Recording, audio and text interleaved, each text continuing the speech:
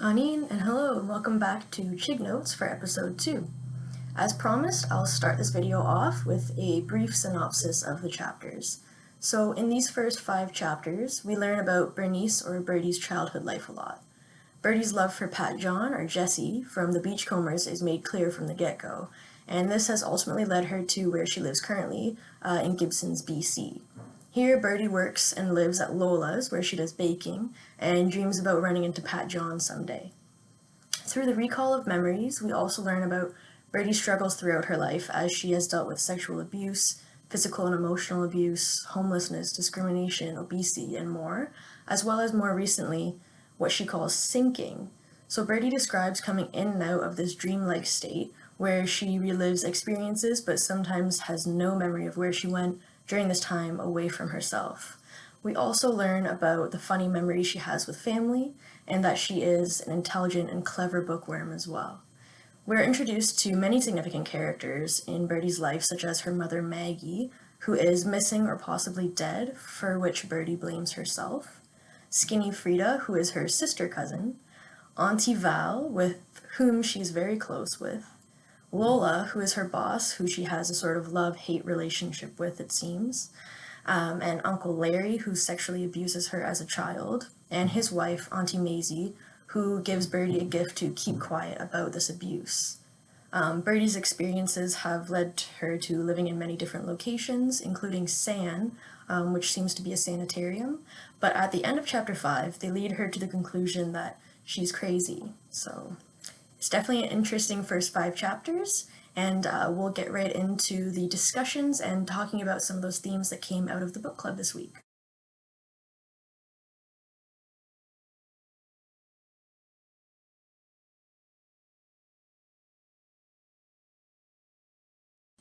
So for this first question, which was, Birdie is obsessed with Pat John, Jesse, from the Beachcombers, a working, healthy Indian man. Do you think that Lindbergh included this element of Birdie's character to make readers reflect on Indigenous representation in media? Or was it just included so Lindbergh could touch upon it to further exemplify Birdie's struggles with her mental health? What do you think about Lindbergh's choice to use a comedic tone to approach this theme throughout the book? So there were many talking points during this discussion. It was agreed that Lindbergh likely intentionally highlighted the lack of representation in this case, and her comedic tone was appropriate and enjoyed. So firstly, the group thought that there is a big lack of Indigenous representation in media, in education and literature, and many realms of life as well. We discussed how Indigenous people are often not chosen as the main characters, and that characters are often one-dimensional as well. We also felt that this reflects the lack of Indigenous voices in the real world, historically and even still today, unfortunately. We talked about the need to centralize Indigenous voices and how Indigenous people should be the ones to tell their stories, their experiences, their teachings, and how this needs to be taught in school, and they need to be better represented within the school system as well. And teachers need to have access to resources that are appropriate so that the culture is taught appropriately as well. We also discussed the difference between accurate representation and stereotype representation in media. Many Indigenous characters have been sort of typecasted into either the noble savage or the bloodthirsty savage roles, and these are not accurate representations of this group of people. So we talked about that for a while, and we agreed that having positive representation can be so important and influential in people's lives. And we kind of all agreed that Birdie may be using Jessie as a positive male figure in her life, since she had none, since her father had walked out and her uncle was abusing her. We also discussed who is writing these characters and how important it is to have people from the same population write their own characters in order to make them as accurate as possible. And actually, during this time, interestingly, many non-Indigenous people reflected on their privilege during this discussion and how they've always felt well represented in media.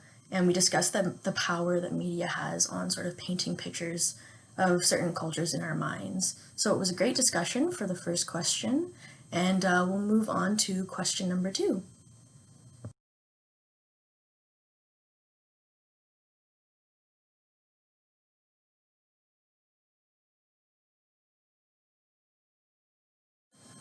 So the question here is, Birdie reflects on a memory where she saw her mom and Auntie Val in their cup, drinking Canadian Club.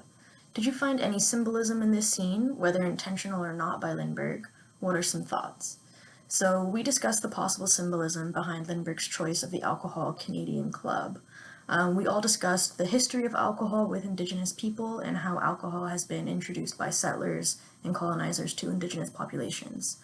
Some people pointed out that adding the word Canadian really highlights that history and how the issue now of substance abuse in the Indigenous populations today is connected to colonialism and ultimately the idea of present-day Canada.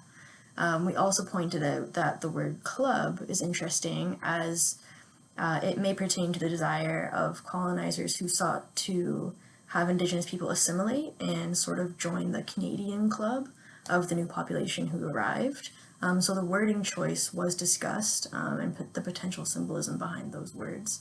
Others felt that this scene demonstrated how Birdie yearns for a female relationship filled with trust and love like her mom and her Auntie Val's, and that they felt a little bit sad during this scene. And finally, others pointed out how Birdie feels her mother is more honest while she drinks, and how alcohol has really shaped Birdie's life in many ways, both as a child and as an adult. So it was an interesting discussion. We got to hear a bit about the history of Indigenous people and alcohol and colonizers and alcohol. Yeah, it was a great discussion. So we can move on to the next question.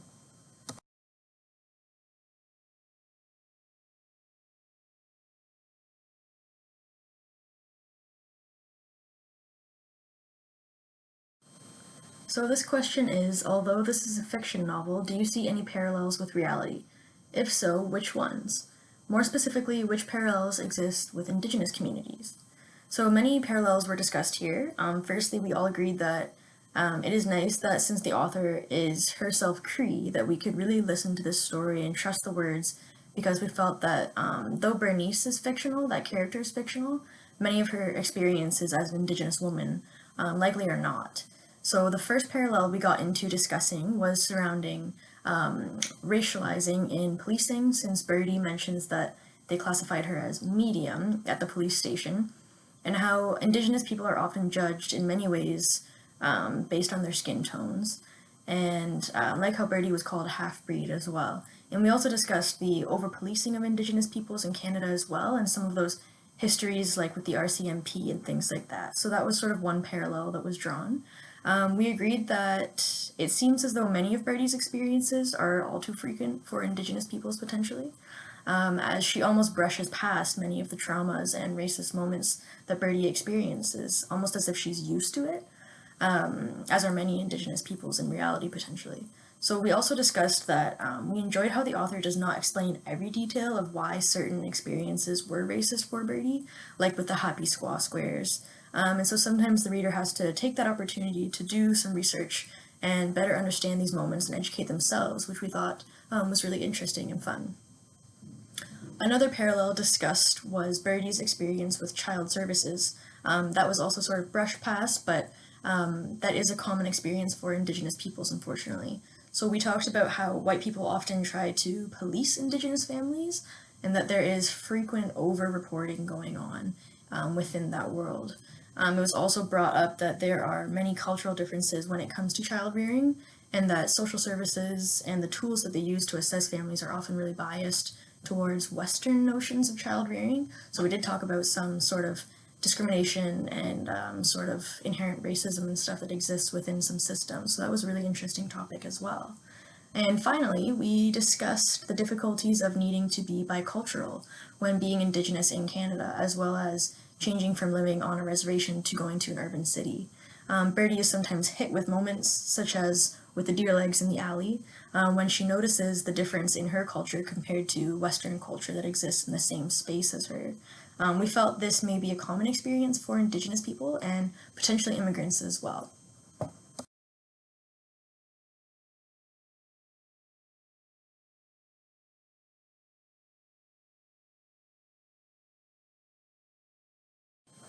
The last discussion question is, what differences and or similarities have you noticed so far between your own worldview and Cree worldview?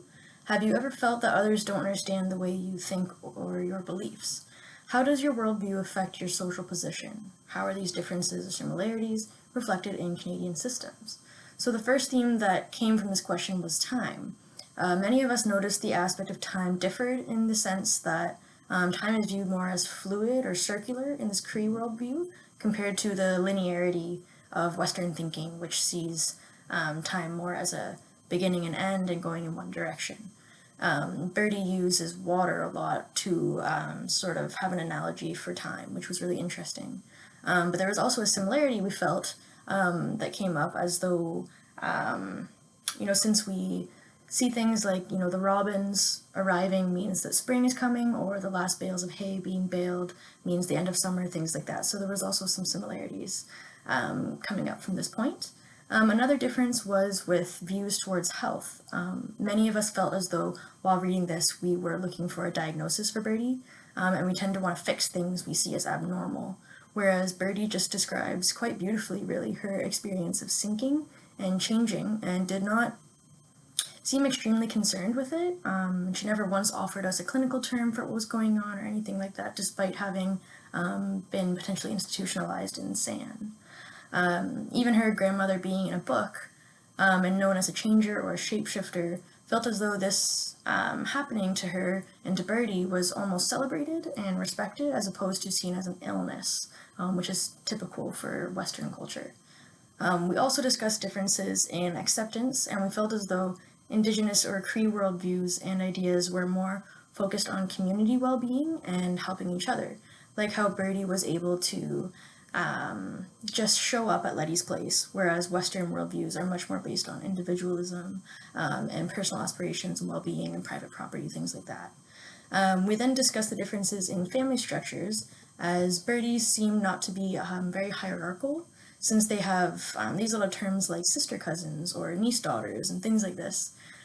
We discussed how in Canada we're so used to the idea of this like nuclear family, and we see that as sort of the best family or the most normal family, when in reality many other cultures have community families, and the responsibility for raising children is shared by many members of extended family. This ultimately led us to having a lot of introspection in the group and discussing our own biases due to our cultures and how we may judge others for their actions and how we would like to sort of change that about ourselves. So that was a good moment of introspection for us all, or for some of us at least. In the end, we also discussed how Birdie likes when she has fungus growing on her skin because she is happy something finds her desirable. And we thought maybe this would relate to how Indigenous people potentially sometimes feel unwanted in this land, and they're looking to sort of feel more desired and stuff. And then we also discussed the dreams, which Birdie is having throughout the book, and we're just excited to see where those go, and where that sort of comes into play potentially down the way. So that was all the questions and all the discussion and themes that came up throughout our first book club meeting for chapters 1 through 5. I hope that you join us again next week for ChigNotes episode 3. Thank you, miigwech, and see you next time.